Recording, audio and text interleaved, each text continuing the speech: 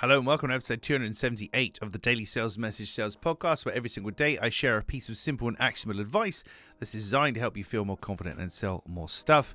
And today I'm going to tell you why you're not going to leave Netflix, ultimately. And if you already left Netflix, then don't listen to this episode because you're ruining my logic. But there we go.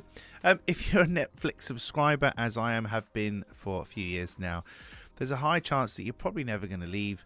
And that's because they've got a couple of things worked out really well, but it all comes back to the value they provide you versus what you pay, and this notion of fear of missing out. You pay a relatively low amount to be a member of Netflix, and you get a relatively high amount of value. New shows and films and things are being added all the time. Compared to the cost of other forms of entertainment, a Netflix subscription is pretty darn good value. And no, I'm not, selling for them. There won't be a link in the description, but it's generally accepted. So they're giving a lot of value for a fairly low price point, but they're also adding new stuff all the time. So they're harnessing FOMO, fear of missing out. You want to leave because you leave and then that amazing new TV show happens. Everybody's talking about it. No, you don't have Netflix anymore and you can't watch it. So FOMO, fear of missing out.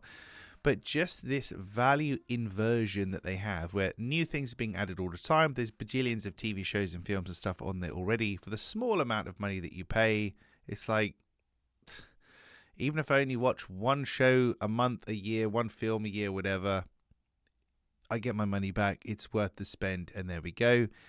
And those are the two reasons. That's how they keep you, I was going to say trapped. That's not very fair, is it? That's how they keep you trapped in a Netflix subscription. They give you an incredibly high amount of value, and by adding new things all the time, they generate this sense of FOMO. So for those two reasons, you don't want to quit. You don't want to leave. So in your own business, how is that applicable? How can you provide so much disgustingly high amount of value to your buyer that they wouldn't even dream of leaving or not buying from you? How can you really, really go to town on that, give them as much as possible?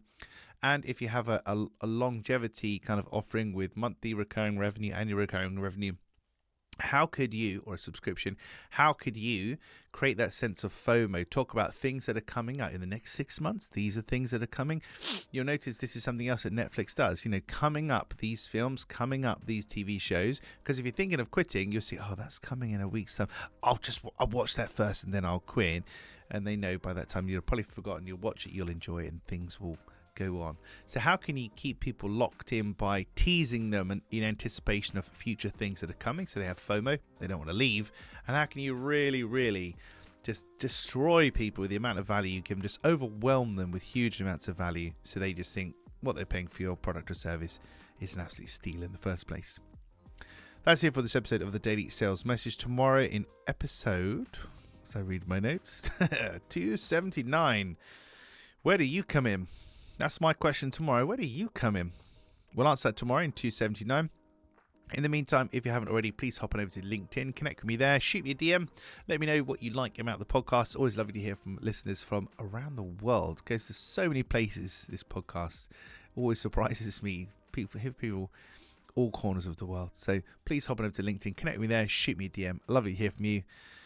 In the meantime, that's it. I'll catch you tomorrow for another extremely fast-talking edition of the Daily Sales Message Sales Podcast.